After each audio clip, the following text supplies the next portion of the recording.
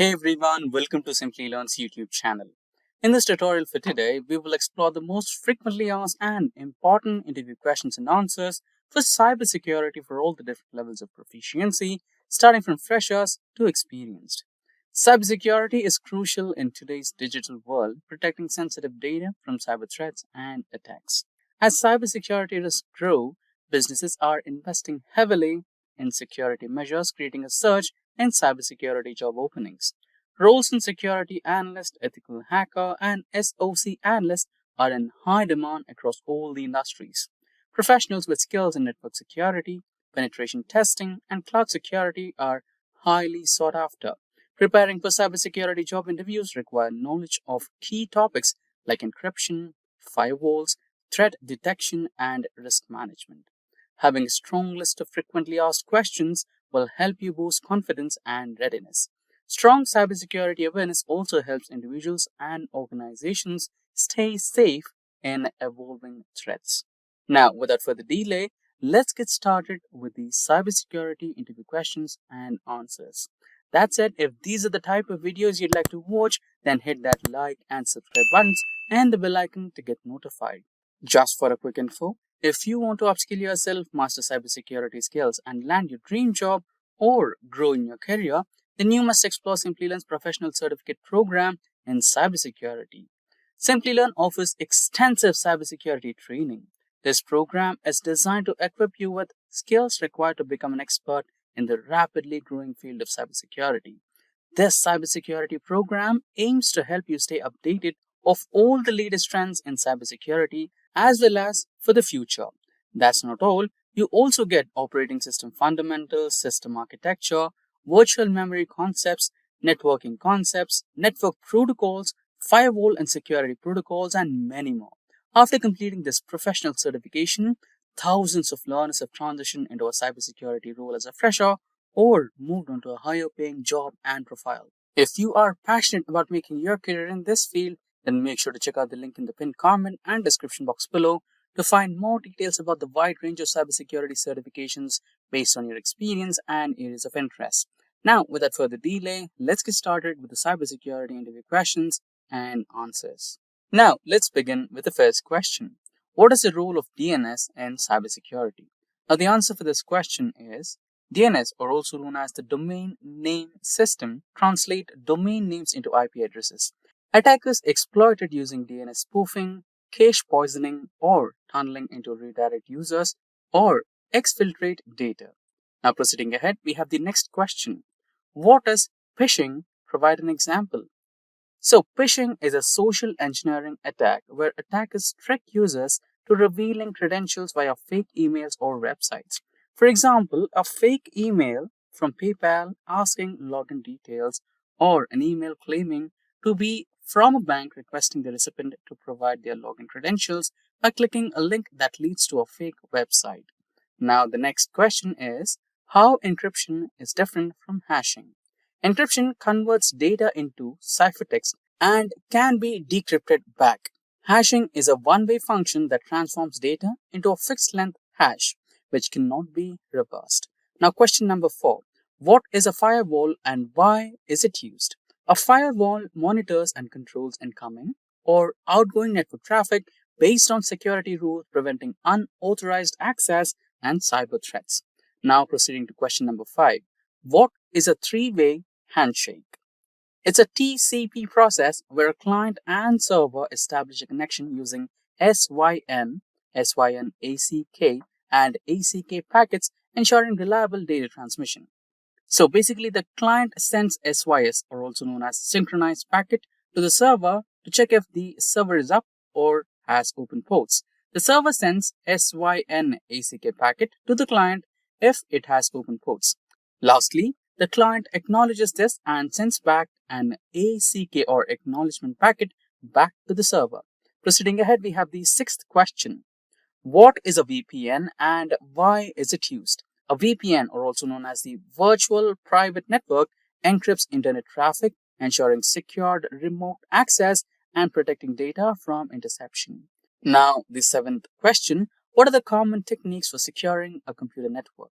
Techniques like firewalls, IDS or IPS, strong authentication, encryption, patch management, network segmentation, and endpoint protection are a couple of common techniques that can be used to secure a computer network. Proceeding ahead, we have the eighth question. Define the terms encryption and decryption. So the answer is firstly, encryption. Encryption converts plain text into unreadable ciphertext. So the other end is the decryption, which reverses the process using a key to restore the plain text. Proceeding ahead, we have the ninth question. What are cookies in a web browser? So you can consider cookies as some specific details that are stored by the website to help you navigate to the website when you revisit the same website. So the answer is cookies are small data files stored in the browser to track users' session, preferences, and authentication. Malicious cookies can be exploited for tracking and session hijacking as well. Now, proceeding ahead, we have the 10th question, which talks about what is the difference between IDS and IPS. So, firstly, IDS. IDS is also known as Intrusion Detection System, which monitors traffic for threats, while IPS is Intrusion Prevention System, which actively blocks malicious traffic. Now, proceeding ahead, we have the 11th question. What is two-factor authentication? So, for all of those you're already using Gmails or any of the email accounts and you want to log in from a remote location, which kind of seems different to your browser, then you get a notification. Authenticate yourself via mobile or your phone, etc. Right? Send an OTP or some secured questions. So, that is known as two-factor authentication. The security method requiring two independent authentication factors like a password or a one-time code to verify identity is called as two-factor authentication. Proceeding ahead, we have the 12th question. What is SSL encryption? Secured sockets layer encrypted data between a web browser and a browser to prevent eavesdropping and tampering. Proceeding ahead, we have the 13th question. Explain a data security audit. So, a security audit is an organization's security control, policies, and vulnerabilities to identify and mitigate risks. Now, the 14th question. Explain cross-site scripting and SQL injection. XSS injects malicious scripts into web pages to steal data. SQL injection manipulates database queries to gain unauthorized access. Now, the 15th question. What is a zero-day vulnerability? So, it refers to a security vulnerability present in software or hardware that is undisclosed to the vendor and lacks an existing solution. This loophole can be leveraged by malicious actors before a remedy is created. So, proceeding ahead, we have our 16th question. Discuss the ISO 27001 and 27002 standards. So, it is a framework for information security management systems, which is ISMS, while ISO 27002 provides guidelines for implementing security controls and practices within an organization. Now, proceeding ahead, we have the 17th question. Explain the principles of ethical hacking. Ethical hackers identify vulnerabilities legally, following rules and engagement, ensuring data integrity, and reporting findings responsibly. Now we have the 18th question. What are the different types of network security? So the 18th question. What are the different types of network security? So the different types of network security includes firewalls, IDS or IPS, encryption, VPNs, endpoint protection, network segmentation, and access controls. Proceeding ahead, we have the 19th question. So moving ahead, we have the 19th question. Discuss the concept of risk assessment in cybersecurity. Risk assessment evaluates threats, vulnerabilities, and potential impacts to prioritize security measures. Now, moving ahead, we have the next question, which is what is the incident response and how is it managed? So, the answer is incident response is handling security breaches using a structured approach, which is detection, containment, eradication, recovery, and lessons learned. Now, moving ahead, we have the 21st question, which talks about what is the CIA triad in cybersecurity? So CIA stands for C, confidentiality, which is data privacy, I for integrity, which is data accuracy, and A for availability, which is for data access when needed from the CIA triad. Proceeding ahead, we have the 22nd question.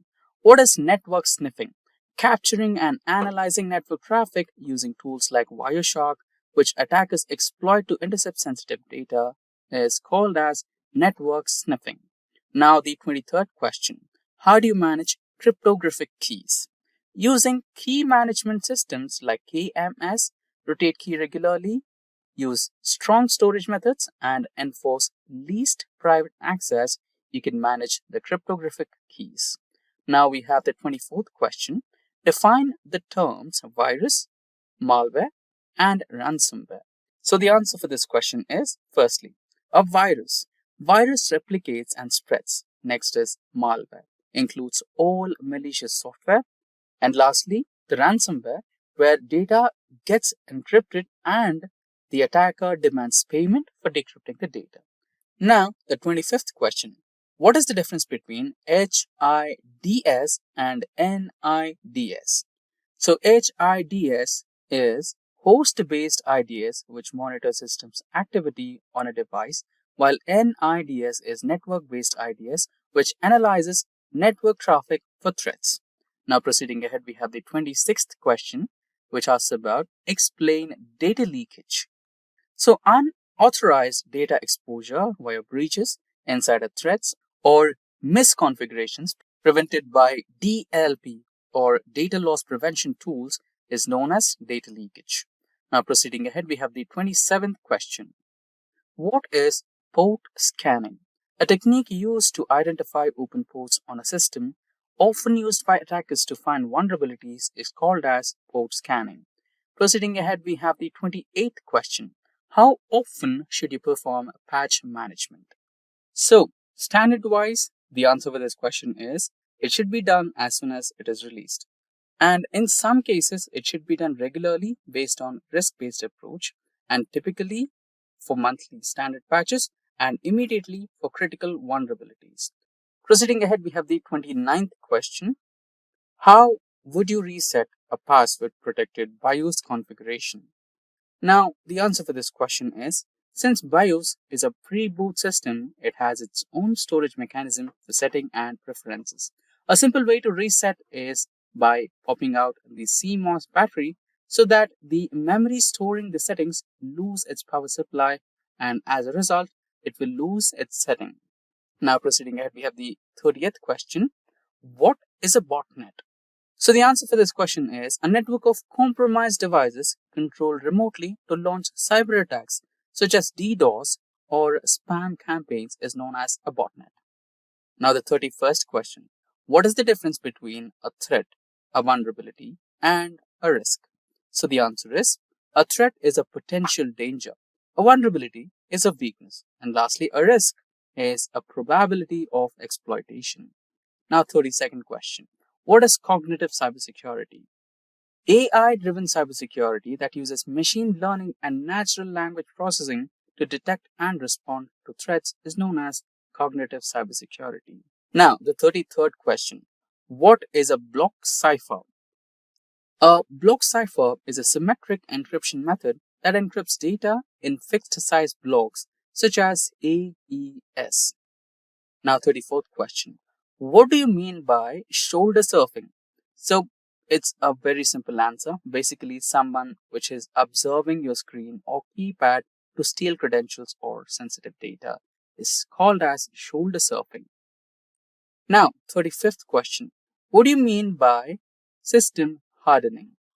So the answer for this question is strengthening a system's security by removing vulnerabilities, disabling unused services, and enforcing strict policies is known as system hardening.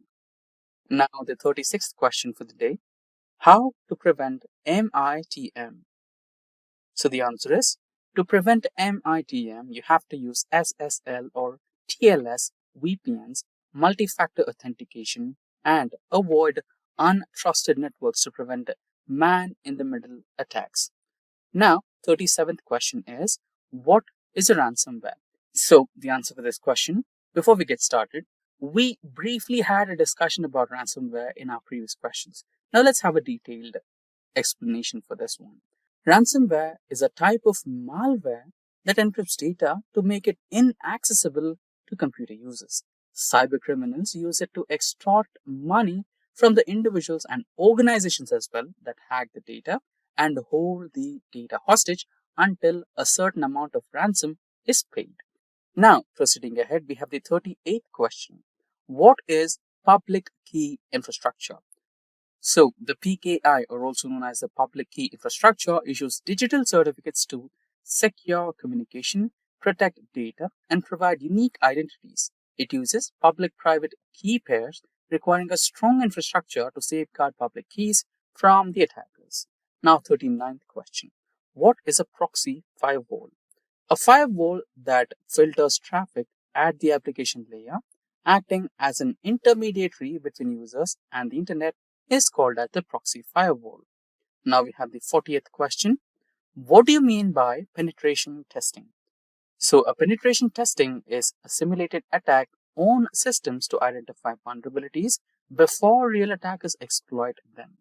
Now, the 41st question. Explain what a cybersecurity policy is. So basically, a cybersecurity policy is a set of rules and guidelines to protect an organization's information and systems. Now, 42nd question. How does a rootkit work and how would you detect it? So the answer is rootkits hide malware and avoid detection. In order to find one or detect one, you need to use rootkit scanners, behavioral analysis, and integrity checks to detect them. Now, the 43rd question. Explain the principle of least privilege. So, the users and processes should have the minimum permissions needed to perform their tasks to reduce security risks. So, this particular principle is known as least privilege. Now, 44th question. What are the key elements of a strong security policy?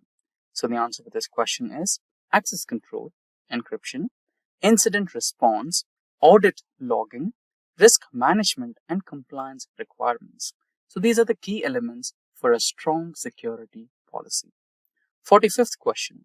Explain the concept of a digital signature, a cryptographic method ensuring the authenticity and integrity of digital messages using public key encryption is known as a digital signature. Now, the 46th question. What is a honeypot in cybersecurity? So, the term honeypot is self explanatory. So, in terms of cybersecurity, it is a decoy system designed to attract the monitor attackers, helping identify the attack methods and also sometimes observe their behavior in order to understand what are their intentions. Now, 47th question. What are the common cybersecurity threats today? So, some of the common cyber threats today are ransomware, phishing, DDoS attacks, insider threats, zero-day exploits, and supply chain attacks. Now, 48th question. How can you prevent a man in the middle attack or MITM attack? So for that, you need to use encrypted communications like TLS or SSL, use VPNs, strong authentication, and avoid unsecured networks. 49th question. What is a DDoS attack and how does it work? So the answer for this question, firstly, DDoS, it is called as distributed denial of service, and DDoS overloads a system with excess traffic using a botnet, causing service disruption. So basically, it's kind of blocking the service. And with this, we come to the final question of today's session, which is what is the difference between black hat, white hat, and gray hat hackers? So the answer for this question is let's begin with the black hats. Black hats are malicious hackers. They exploit vulnerabilities for illegal purposes. And then we come with white hat. So, ethical hackers who help to identify and fix vulnerabilities who have positive ethics are called as the white hat hackers, and gray hat, a kind of a mix and match between the both black hat and white hat. So, these hackers help identify vulnerabilities without malicious intent but may not always have authorization. And now, with this, we have reached to the end of this session on cybersecurity questions and answers. Should you need any assistance, PPT, or other resources used in this session, or extra questions and answers for preparation, then please do let us know in the comment section below, and our team of experts will be happy to help you as soon as possible. Until next time, thank you for watching and stay tuned for more from Simplilearn. Hi there, if you like this video, subscribe to the Simplilearn YouTube channel and click here to watch similar videos. To nerd up and get certified, click here.